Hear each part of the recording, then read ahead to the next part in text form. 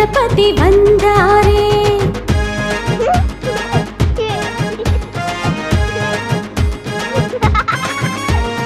யாத்தனை செய்வோம், பாடல் படிப்போம், துந்தி கணபதி மகிழ்ந்திடுவோம், அதிசயங்கள் புரிந்திடுவார். கஜமுக கணபதி வருகின்றார்.